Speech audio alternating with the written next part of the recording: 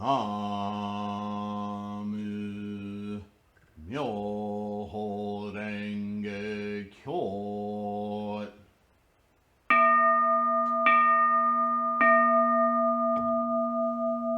Namu Myoho Renge Kyo.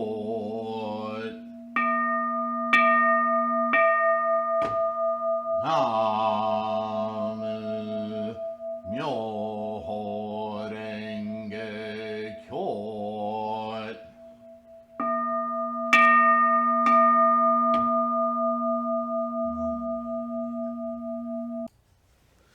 Welcome to this magnificent life.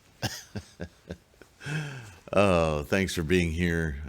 Thank you for your practice, your commitment, and being a part of this Sangha. If you're new here, please familiarize yourself with the home page of this channel so that you know where the little magnifying glass search icon is in the middle of the page, well, off to the right, so that you know how to look up keywords for videos on this channel. We are about approaching 900 videos on this channel. We keep growing. So it's not the kind of channel where you can just scroll through the videos. I try to provide playlists for certain comprehensive series of videos. I do series on sutras or certain concepts, that kind of thing. For instance, if you're practicing Nichiren's doctrine of the Lotus Sutra, a comprehensive analysis of every chapter of the Ovation to the Lotus Sutra and the Closing Sutra, all three, the Threefold Lotus Sutra, are in the playlist Lotus Lectures, and I read every single word of the whole thing, offering analysis, insight, and so forth. So that may be very useful to those of you who are just starting out, as well as key terms. So that works in somewhat conjunction relationship to the threefoldlotus.com site, where I have a page of commonly asked questions. How does chanting work? What is the daimoku? So on and so forth. What are the 10 factors? What are the 10 worlds? 3,000 realms? Blah blah blah. All the typical questions as we begin to study Nichiren's doctrine, certainly, and just doctrine, Tendai's doctrine, Malo Dengo of Shakyamuni's Buddhism. All right. All that being said, we are now in the midst of the second chapter of the Lankavatara. It's a big chapter. And we're on part 24. So let's dive in.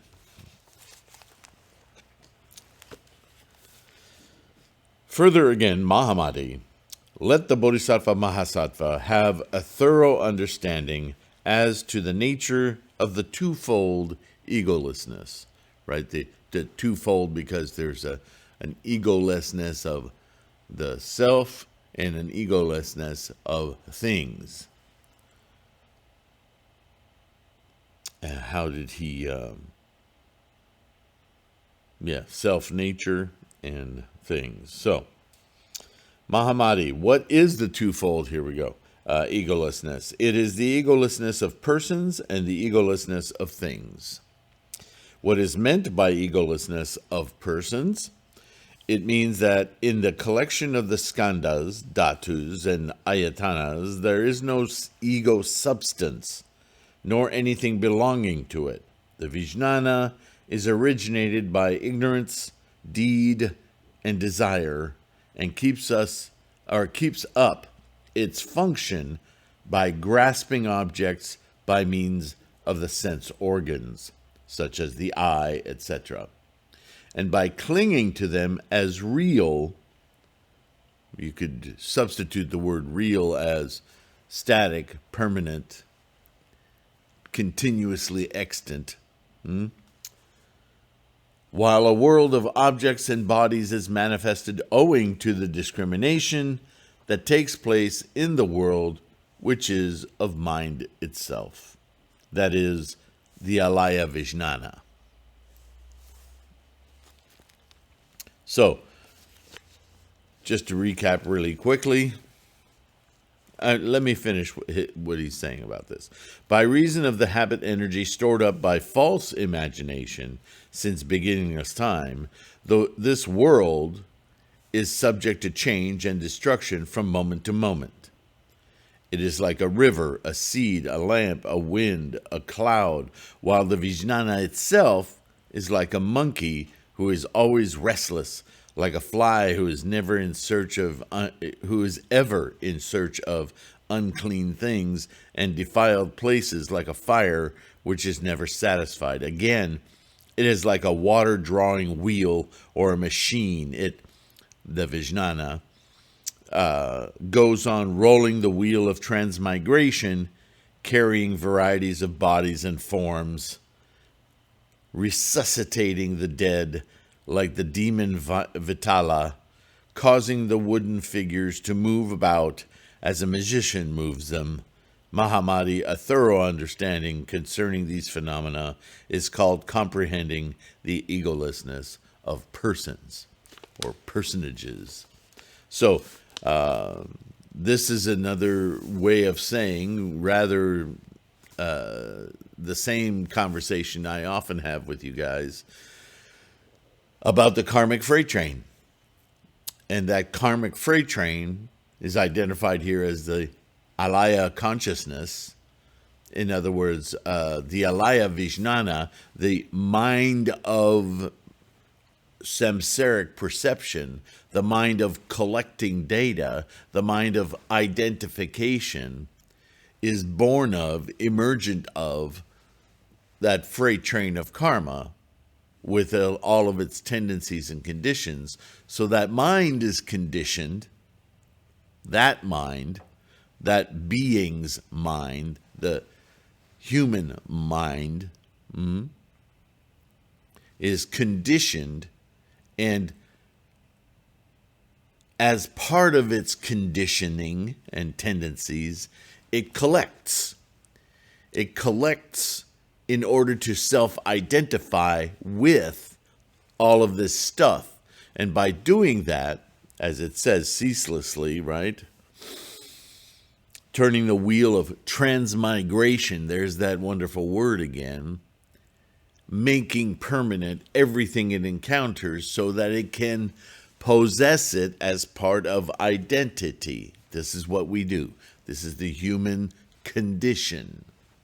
And that once we identify with our Buddhist practice and samadhi and thinking and cerebrating and chanting, so that we can get past that, get around that, we can then appropriately see that activity as that activity, which is not the true nature of things, but that trap of samsara from which all our suffering precipitates, comes from. We generate it ourselves. And that the truth of the matter is that everything is occurring moment to moment, and we can simply be a part of that, with that, without having to identify, own, and build a straw man of self. And again, calling out the old example of like this habit energy of constantly identifying things is like a monkey that keeps screaming at you. It's just the monkeys. It's not reality. It's a device for identification, and it keeps us stressed, anxious. That if we could just silence the monkeys, we could then really be at one with everything, instead of trying to dislodge it and make it a personal owned thing, because that's it just doesn't belong there. It's an insecurity of being, yeah? So that's the egolessness of persons. Lest I forget, he started by saying that there's no ego substance. And you can fly right by that little statement, but understand what that indicates. No ego substance is to say that there's no Sylvain atom. There's no Sylvain in the universe component that makes a Sylvain. The ego is a constructed thing. And it is constructed via that karmic freight train emerging a mind, albeit that mind constrained within the physical world, and identifying in order to construct Sylvain, a particular set, myriad, unfathomably huge number of tendencies and conditions and ownership in order to construct a mind of a certain impressions and keeping that going. It's a constructed thing. It doesn't exist in the sense that it is a component part of the universe. It's an emergent, I was going to say flavor, but it's not even a flavor, because a flavor is based on actual activities of the tongue and chemical reactions and so forth, right? But it's not even that. It's a cognitive imagination, an imagined thing, a self. And so when you finally dissect the way that the human mind is emerged, then it's a process constantly occurring and varying and sifting. But it doesn't at any point just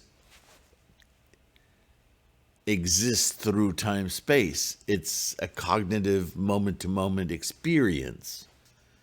And so the ego dissipates. It goes away. It becomes more a visual, experiential, with all of senses, moment-to-moment happening experience rather than an identity.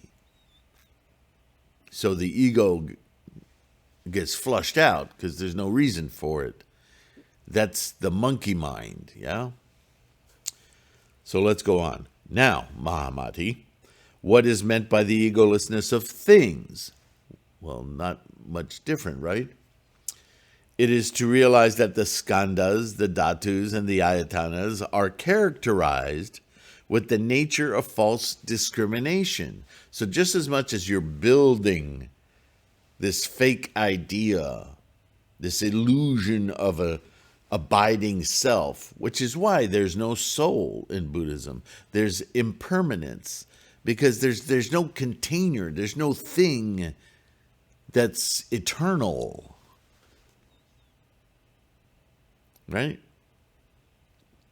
So the same is true about chair, table, computer, bathroom, whatever. Everything arises, abides, and ceases. There's no escaping that. That's the process. And this is what we're coming to identify here. Sorry for the language fallacy. What we're realizing is that we, as well as everything, is part of a process of energies manifesting, and that process is what we are, with a mind, experiencing.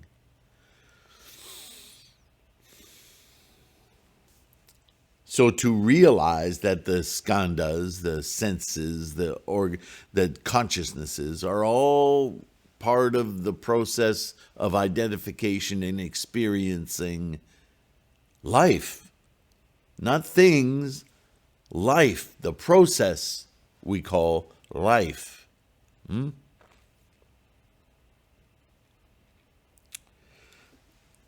Mahamati, since the skandhas, dhatus, and ayatanas are destitute of an ego substance, being no more than an aggregation of the skandhas, and subject to the conditions of mutual origination, the nidana, which are causally bound up with the string of desire and deed, actions, work and energy, karma.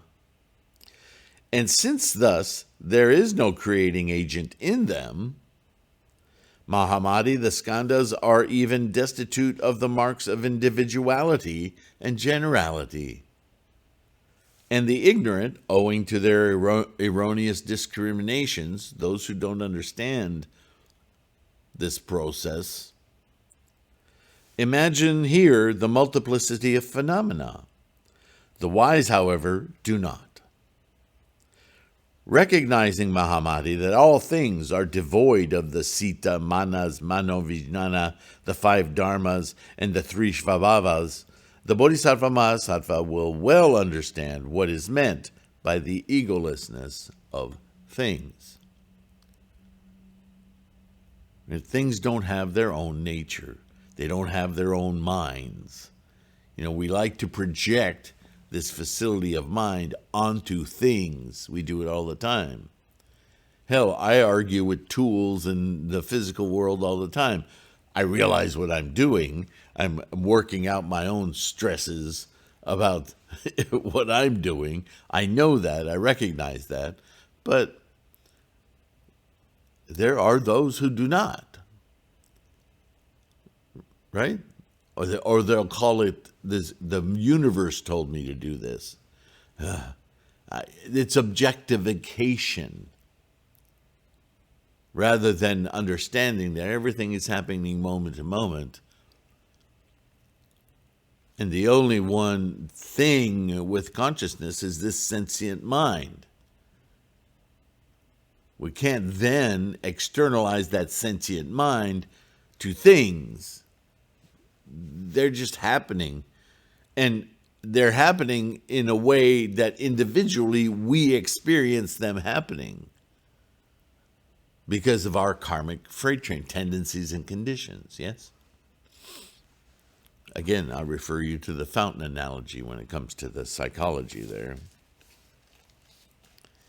Again, Mahamati, when the Bodhisattva Mahasattva has a good understanding as regards the egolessness of things, before long he will attain the first stage of bodhisattvahood. When he gets a definite cognition of the imageless, when a definite acquisition is obtained regarding the aspect of the stages of bodhisattvahood, the bodhisattva will experience joy and gradually and successively, going up the scale, will reach the 9th stage where his insight is perfected, and finally the 10th stage known as Great Dharma Mega. Establishing himself here, he will be seated in the great jewel palace known as the Great Lotus Throne, which is in the shape of a lotus and is adorned with various sorts of jewels and pearls. He will then acquire the complete a world of Maya nature, surrounded by bodhisattvas of the same character and anointed like the son of the Chakravarti by the hands of the Buddhas coming from all Buddha lands. He will go beyond the last stage of bodhisattvahood, attain the noble truth of self-realization, and become a Tathagata endowed with the perfect freedom of the Dharmakaya because of his insight into the egolessness of things. This, Mahamati, is what is meant by the egolessness of all things, and in this you and other Bodhisattva Mahasattvas should well exercise yourselves. So, this is a precursor to the self-enlightenment method and prajna, knowledge, that we get to in the Lotus Sutra. But this is well before the Lotus Sutra. So all of this rhetoric it kind of sits on top of this alaya vijnana, or the alaya consciousness, so that there's this concept of the bodhisattva ameliorating and deepening understanding until at some point, with the wisdom acquired and through meditation and study, the thorough understanding. And what understanding means in Buddhism isn't just an intellectual understanding. I know that everything is moment to moment, Sylvain. I know that everything, including myself, is a moment to moment existence. Yes, you may know that, but how do you course?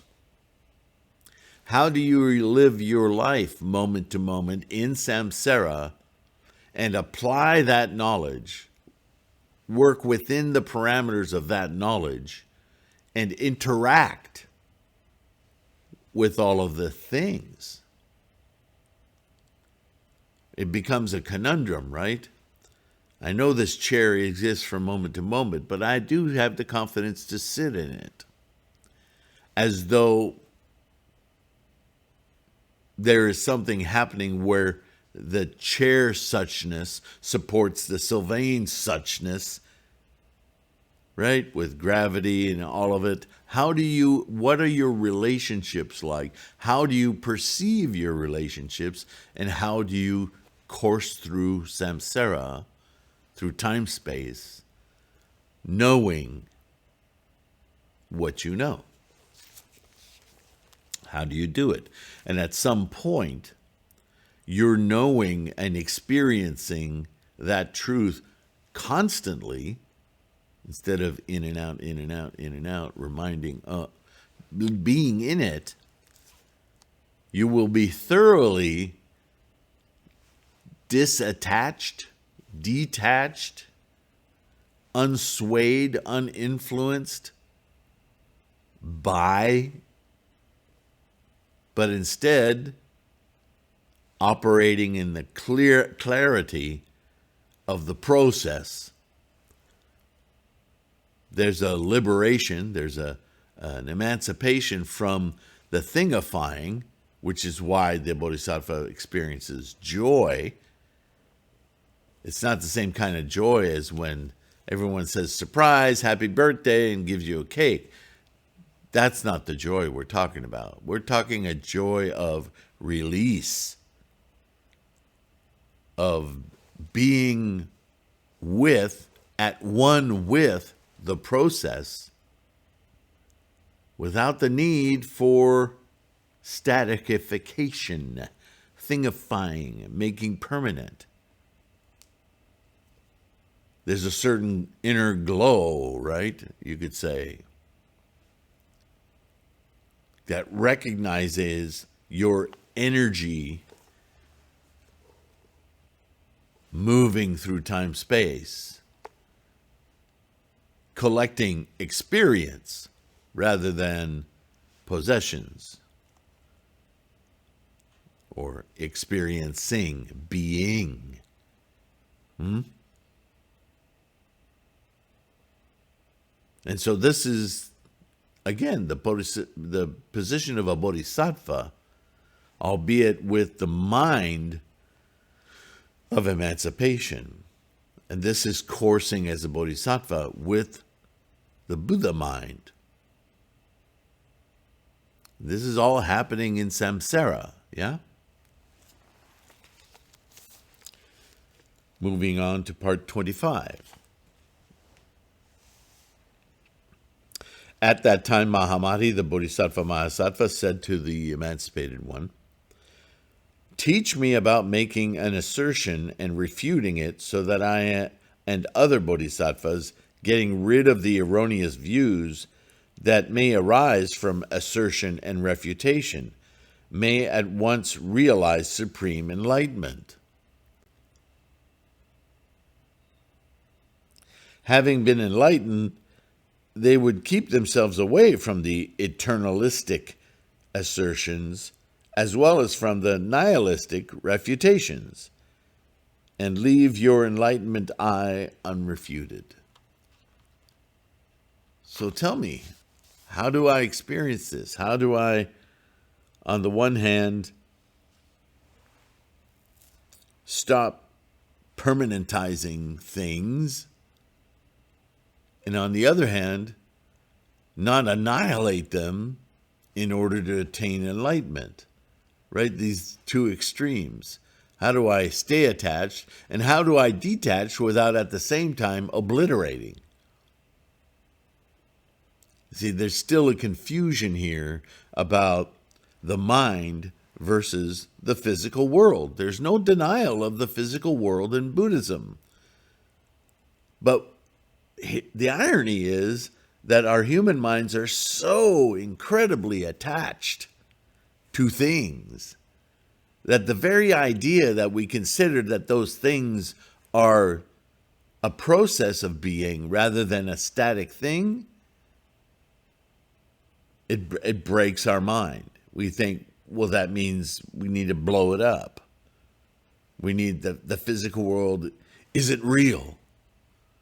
Where do I go when that happens? See, the nihilism creeps in because of the attachment.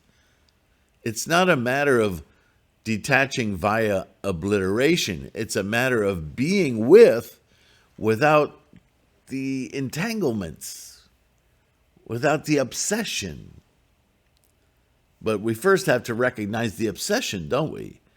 Because in a natural state outside of Buddhism, the ignorant don't understand that they're possessing and being possessed by things. They just take for granted, I'm a thing, that's a thing, everything's great. Right? So if you're telling me that's not a thing and I'm not a thing, oh my goodness, where do I go? Where am I? Well, yeah, that's the first question. You don't go anywhere. You are a perceptive engine of cognition, of experience. That's you. Your karmic freight train, not this. You know that when you look in the mirror and you think, who the hell is that? Right?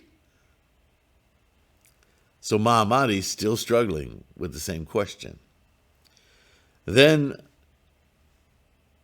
the emancipated one, Shakyamuni, once again, understanding the request of Mahamati, the Bodhisattva Mahasattva, recited this verse. So he's going to repeat himself, but as a memorization tool for Mahamati to remember and everyone else. Here's the sermon. Here's what you're going to repeat over and over again. Assertions and refutations are not to be found in the mind only. The ignorant who understand not that the mind is seen in the form of body, property, and abode, wander about with assertions and refutations, the identification thing. At that moment, I guess he's done reciting, at that moment the emancipated one said this to elucidate the meaning of this verse. Mahamati, there are 4 forms of assertion made concerning things not in existence. What are the 4? 1, the assertion about individual marks that are non-existent. The character of things that are actually an imposition of our perceptive filters of our tendencies and conditions put upon things. Like the fountain analogy. Oh no, that fountain was at least 10 feet tall. And no water came out of the second ring. It all came out of the first, and then it spilled over, and it made a noise that was like a crash of a whatever. And all the descriptive language that one person will give to that fountain that they saw in the park when they walked through as a recounting of fact, truth, the next person who's questioned about the fountain will say, oh, it wasn't that big. No, it was maybe, 6 feet. And it was barely, I mean, there was a lot of noise from water, but just from spilling through, you could barely see it coming out the top. All those characteristics. If you hear 10 people talk about the fountain, you'd think you'd be seeing 10 different fountains. Well, in fact, you are. Nobody's described the fountain as it is. They've described the fountain as they have perceived it, recalling it. The characteristics of the fountain are illusions as well, because they're cognified from the person who experienced it through their karmic freight train of conditions and tendencies, yeah? You see how much sense Buddhism makes? But we don't normally think this way. We don't dissect our own behavior. We just take as everything. We see it, it's truth. No, it wasn't green. It was more aquamarine. Well, I don't see any blue in it. I think it was more red. What? Right? We call them opinions. That's a nice little soft couch we put all our discrepancies in. Opinion.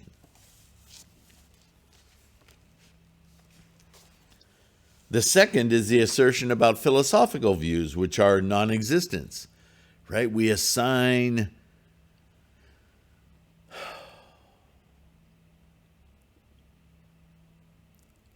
psychology to things, like the fountain wants to be there, or the fountain is comfortable there. And 3, the assertion about a cause which is non-existent. The cause is there to feed the birds. The fountain is there to feed the birds. The fountain is there to keep the ground from freezing over on the walkway. Whatever. Makes sense, make no sense, it doesn't matter. The whole thing doesn't make sense. And 4th, the assertion about objects that are non-existent. Qualities we give to things that are just made up in our own mind. They're not even extant. Apart from the fact that nothing is permanent, extant. Everything is extant, but moment to moment. And then further, we give it qualities of things that aren't even manifesting moment to moment. They're just qualities we like to assert to things. Again, Mahamati, what is meant by the refutation? It means not examining properly.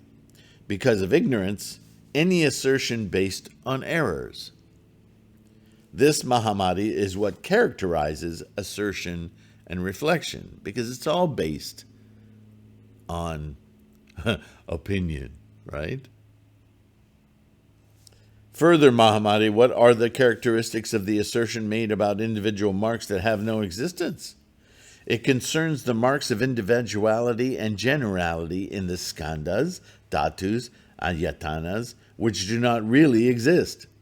But taking them for realities and getting attached to them, a man may affirm that they are just so and not otherwise, which is exactly what I've been explaining.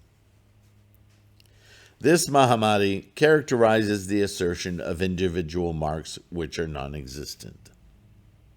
This assertion and discrimination, Mahamati, concerning individual marks that are non-existent rises from one's attachment to the habit energy, right? The continual identification demands of the experiencer all these qualities and characteristics in order to permanentize things. It's a mental attempt at ownership, yeah?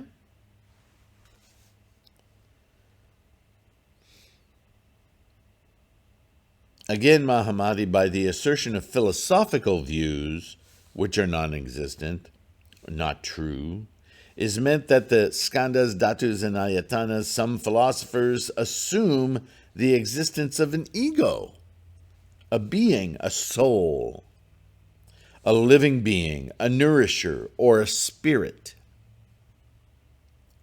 This is said, Mahamadi, to be the assertion of some philosophical views which are non-existent, non-true.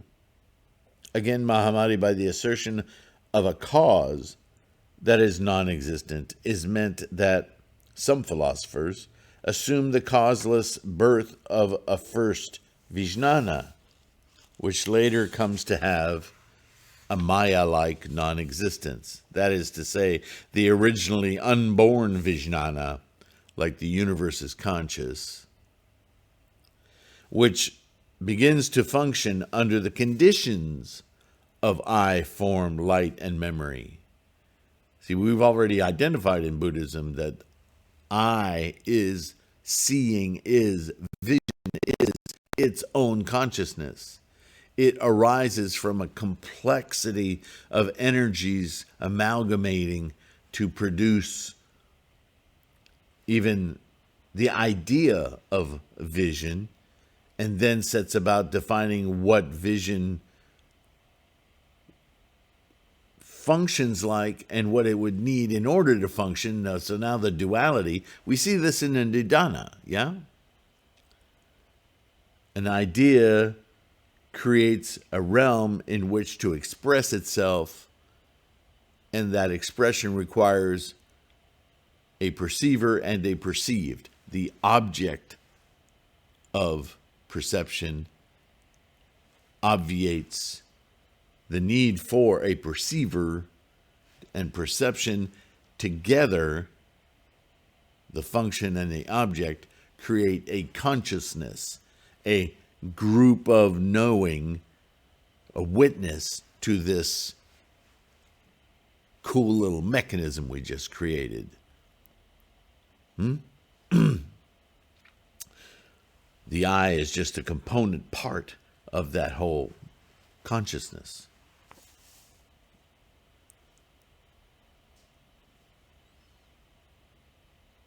The functioning goes on for a while and then ceases, just like everything else.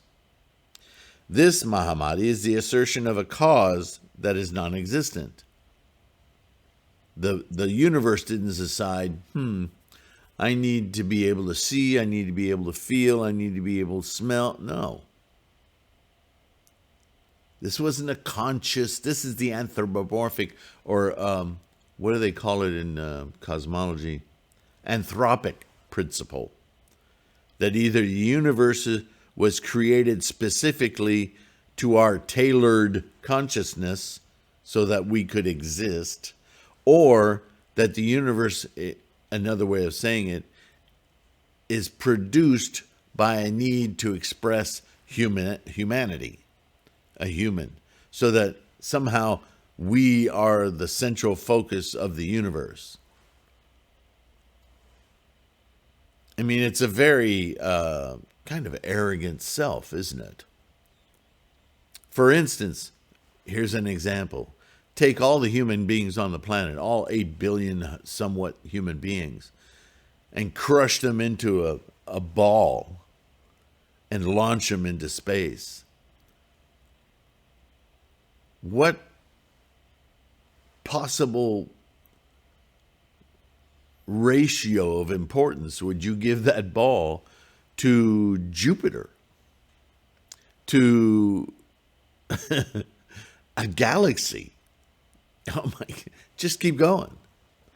So how could that little ball of meat be the reason, the impetus for the universe? It's just, any way you look at it, it's absolutely ridiculous. And yet we know from science that our very existence requires so many minute little actions of the universe in order to even exist. Right? What was it that Stephen Hawking said in his book, great little book, by the way,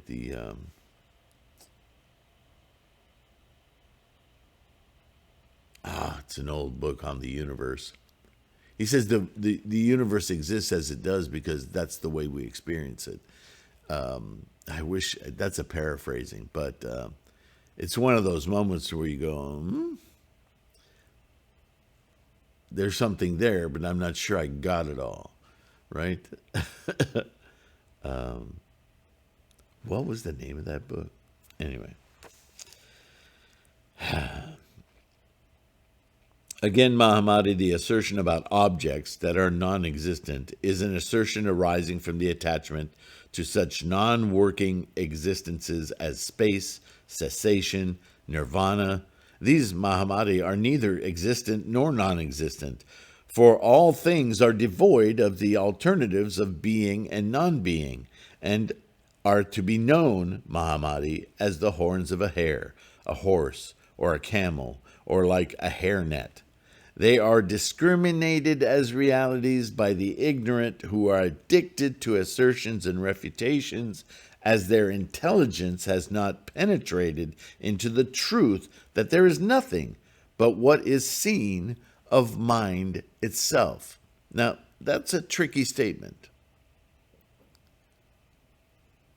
What that statement is trying to identify is that everything does exist, but it exists moment to moment, and even in that moment to moment, it is colored by, perceived by, seen characteristically by, identified by the mind that perceives it, that experiences it.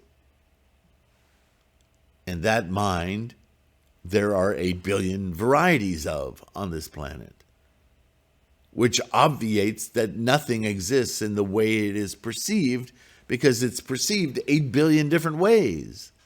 There is something there, but the identification of it, it's unique to the mind that identifies it, which obviates that it's just a process happening moment to moment, and we have a very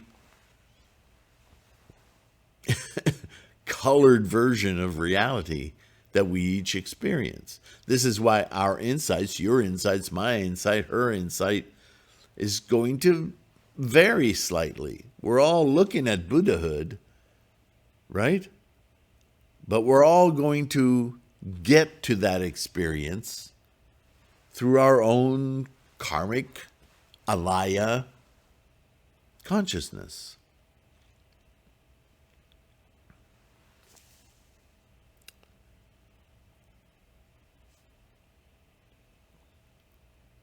It is otherwise with the wise.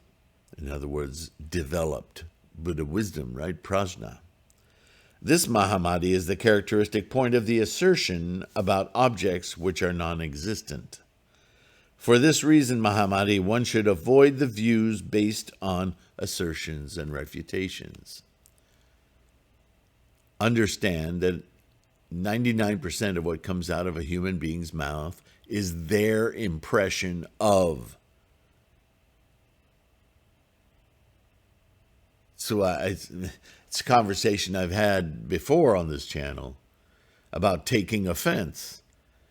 We hear somebody say something and we feel as though we must respond because we have a competing thought.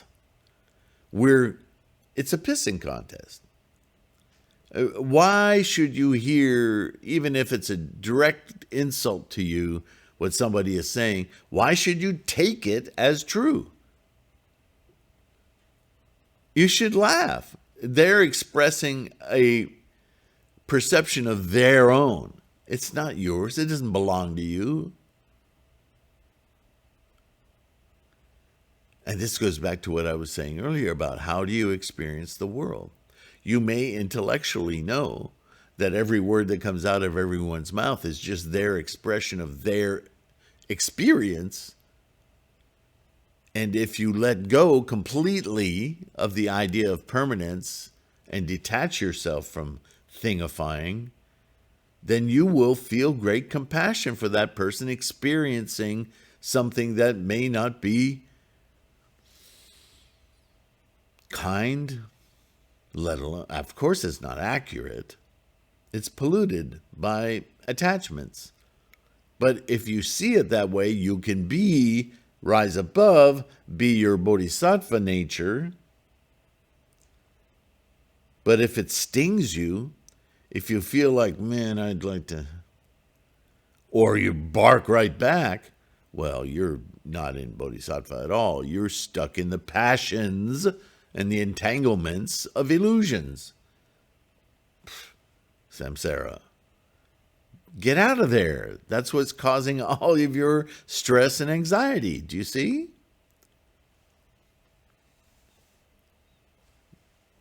All right, that's enough for today. Part 26 up next. We're going to talk further about the Sita, Mana, Manavijnana. So there's a constant theme here being analyzed from every which way. But it's not unuseful. There are insights in every section here. I hope you got something from that. I hope that made you think maybe about something you hadn't considered before. If it in any way was helpful to your process of practice and enlightenment, please consider giving this video a thumbs up, and by all means subscribe. Subscribing helps us grow this Sangha, expose this compendium of discussions to more people. That's our Bodhisattva mission. So it's very important that you subscribe. And if you're able to, more than that, become a patron through PayPal or through Patreon. You see the addresses on screen, patreon.com/TLK. There's no cost. All the videos that I upload here, they get linked to Patreon, if that's a platform you prefer to look up information on. They're also turned into audio podcasts, which is at the Buddhahood podcast, which is available wherever you get your podcasts.